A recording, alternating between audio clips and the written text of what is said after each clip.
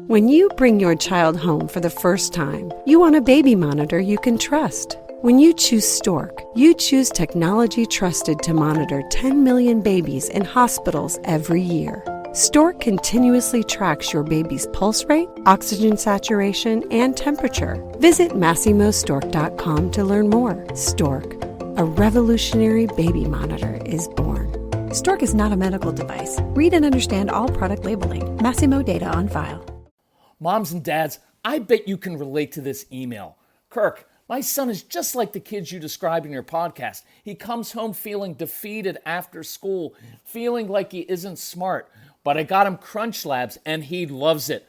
Building the new toy and watching Mark Rober makes him feel smart. And then he explains, talking a million miles a minute, like our kids do, all the cool science facts he's learned. It's like I get my real kid back when he's building his Crunch Labs toy. And that is exactly why I was so psyched when my niece first told me how her son loves Crunch Lab. Confession, this is the one sponsor I wanted more than any other because it's such a perfect fit for our kids. So go to crunchlabs.com/calm and you'll see why. Crunch Labs is a STEM monthly subscription build box for kids. Your kids get a really fun toy in the mail every month. And what kid doesn't love that? And then they put it together by watching a step-by-step video from former NASA engineer Mark Rober, where he teaches all the cool physics that make the toy work.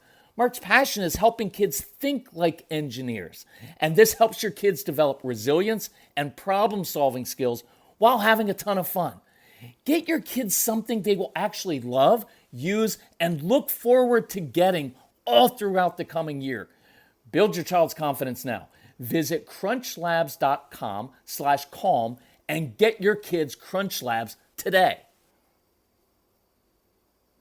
So do you have a child who, when you ask him or her to do something, always responds with the question, why? Well, of course you do. That's why you're listening to the Calm Parenting Podcast. So welcome. This is Kirk Martin, founder of Celebrate Calm. We're thrilled that you're here. We ask you to share this podcast with other people. And if you ever need help, find us at celebratecalm.com or email our strong-willed son, whose only words he ever knew when he was younger was, why? Right? That's partly where we learned this. And we had about 1,500 kids come into our home, and we've worked with about 1 million families. So you're not alone. And this is pretty normal that your kids do that. So if you need help, email Casey, C-A-S-E-Y, at celebratecalm.com and tell him about us about your family, and he'll ask you why. I'm kidding. He'll help you out. So look, here's what's going on. Because typically what happens is you walk into the room, you tell your child something, and he or she responds with, well, why? And your response, like my career military father's response, is, ours is not the reason why, ours is but to do and die. That was from the Charge of the Light Brigade. That was my upbringing. So you don't ask why of your parents, right? I get that. Listen, if you think that you're going to walk into a room and that you're a military general or you're their platoon captain and they're just going to ask, when you say jump, they ask, how high, sir? It's not going to happen. And especially with a strong-willed child. And I will tell you, it's not even human nature to do it. Now, some of you are very compliant, and that's a wonderful thing, but your kids aren't. And it's unnatural. I know what you want to hear, which is, of course, mother, of course, father, right away. I'll get ready and drop everything I'm doing, and I'll hurry out the door, and I'll match your crazy pace and what you want so that you don't get upset. I know that's what we want to hear. It's not going to happen, and you're going to get pushback, and you're going to think that your child is being defiant. Sometimes your kids are defiant, but in this case, they're not being defiant. What they're looking for is context, and I encourage you to write that word down in big, fat, wide letters, bold letters, context. Strong-willed kids need a lot of context. I do not want to explain things to them. I'm not going to plead with them.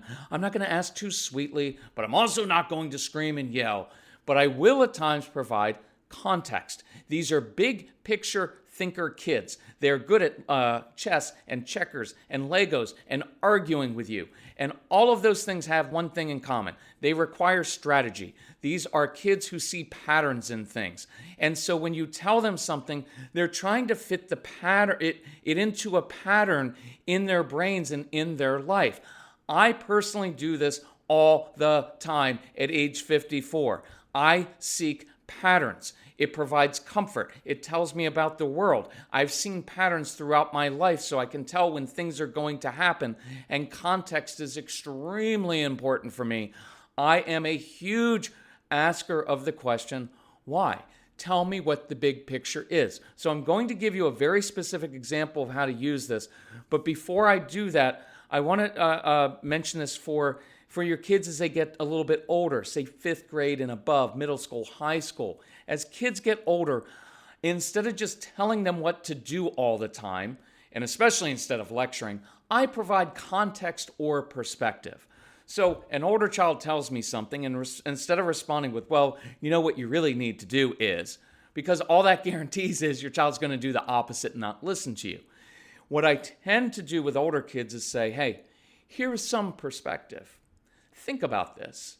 Here's what I know from life, what typically happens in these situations.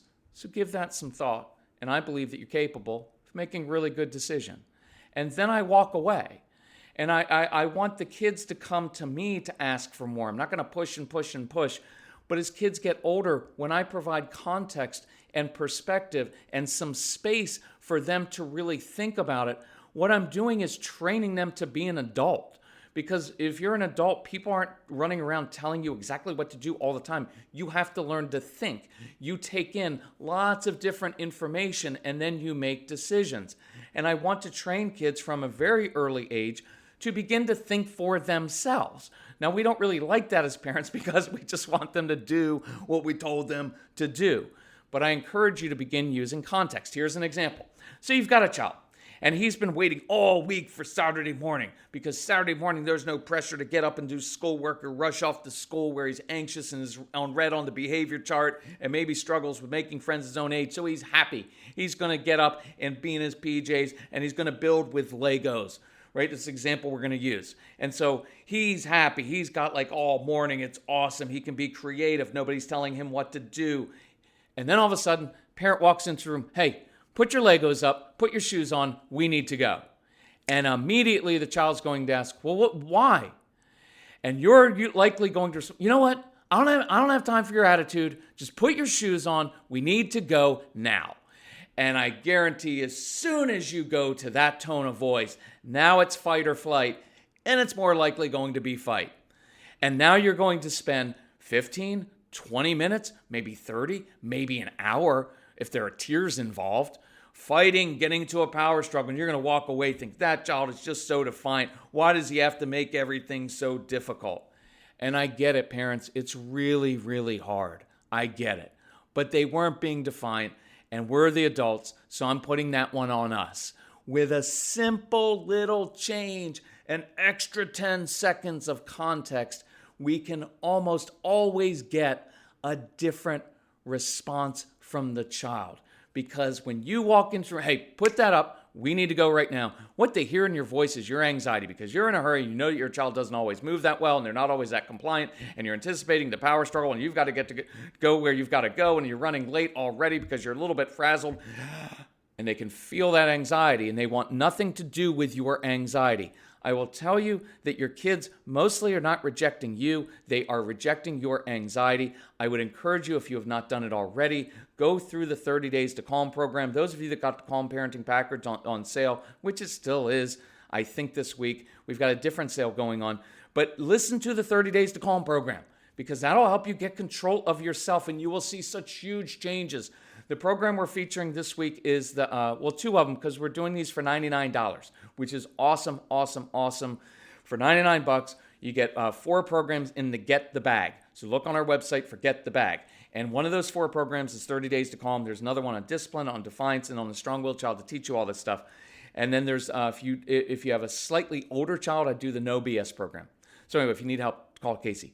But here's where I want to go with this. So let's say you walk into the room and instead you do this. Again, an extra 10 seconds can sometimes save 10 minutes or 10 hours of fighting. So I walk in the room. Hey, Jacob, really cool Lego project you're working on there. Listen, plans have changed. Grandma called and she's sick and I could really use your help.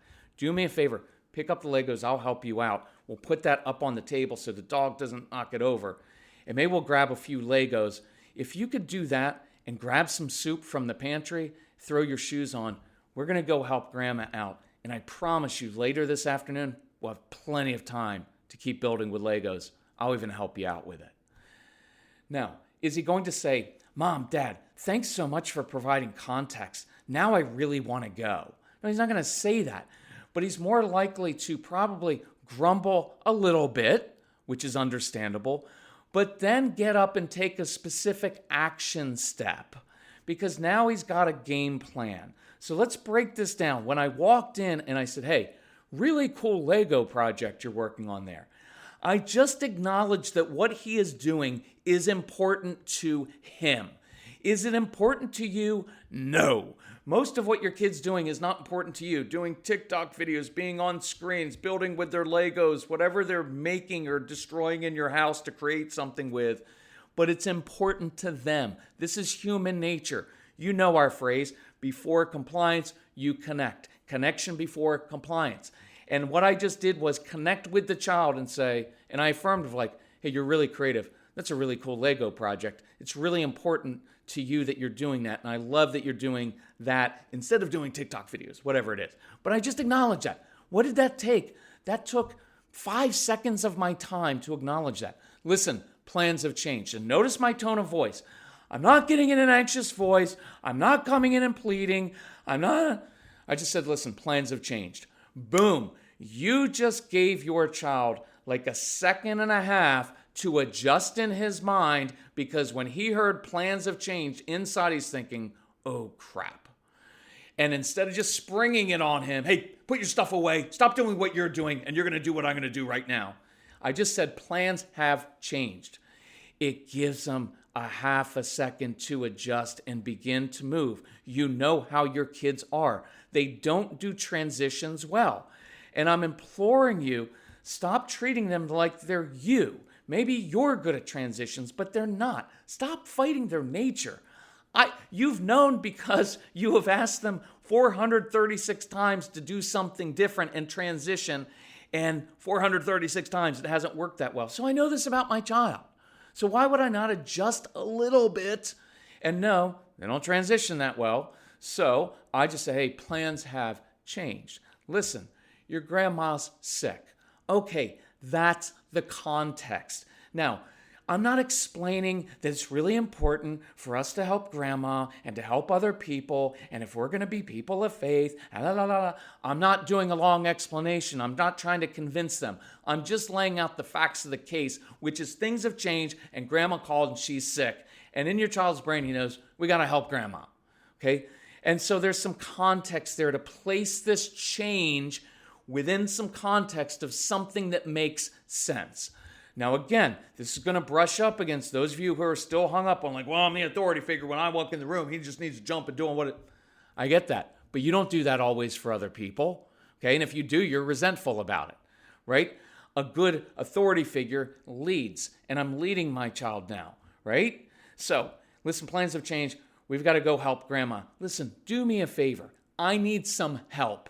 And what did I ask? One, I helped them. Maybe I picked up the Legos because part of the reason they freak out is like, well, if I leave the Legos on the floor, the dog is going to get into them. So I said, I'll help you put it up on the table. Hey, grab a few Legos. Do me a favor. Grab a can of soup. Your kids like to be helpful.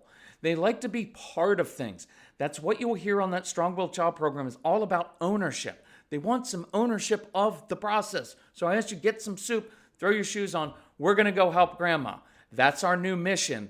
And then I headed off the big question and the big meltdown, which is, because this is what your child's thinking. Mom, Dad, you always say we're going to go to grandma's house for 2 hours, but it's going to end up being 8 hours. And it's boring at her house and it smells like old people. And then on the way home, we're going to have to stop at the nail salon and the grocery store. And that's stupid. And I'm never going to get to play with my Legos. And all I wanted to do all week long is play with my... You know that's where that's coming from. And I just headed that off by saying, look, we're going to grandma's. We're going to be there for a few hours. Bring some Legos with you. But when we get back, I'm going to carve out some time, and we're going to have time to finish this project. And by the way, I'll even sit down and do it with you. Now, does that mean your child's going to say, yes, ma'am, yes, sir, of course? No, they're probably still going to grumble a little bit. and I give them a little bit of grumbling because I grumble a little bit when plans change and you don't do what I say.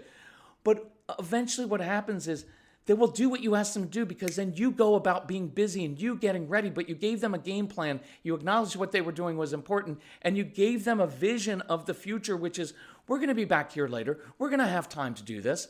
I'm not ruining your whole day with it. Now, if you are going to have to ruin the whole day because grandma fell and she's in the hospital and you're going to be gone for the whole day, then be honest and say, listen, this stinks, but grandma's sick and we're going to go help grandma. So let's grab some stuff that we can take that you can do at the hospital. But at least I'm providing a context and a game plan. Does that make sense? I want you to work on that this week, of just walking into the room and providing a little bit of context for things, not explanations and not trying to convince them why it's important that they get on board with you, but just some context. And with your older kids, don't talk so much. Go with that lower key thing of like, look, I know what I kind of get what you're encountering here. Let me just give you a little perspective. Here's what I've found. And I give them a little information in 30 seconds or a minute, and then say, I believe you're capable of making a good choice. Look, if you want to talk about this, I'll be glad to listen. I'll be glad to give you a little bit of wisdom. And give them some space to work through it. And as you do that, they're more likely to come to you when you're not forcing everything on them. So that's our lesson for this week. I believe that you can do it. And if we can help you, reach out to us. Email Casey@celebratecalm.com.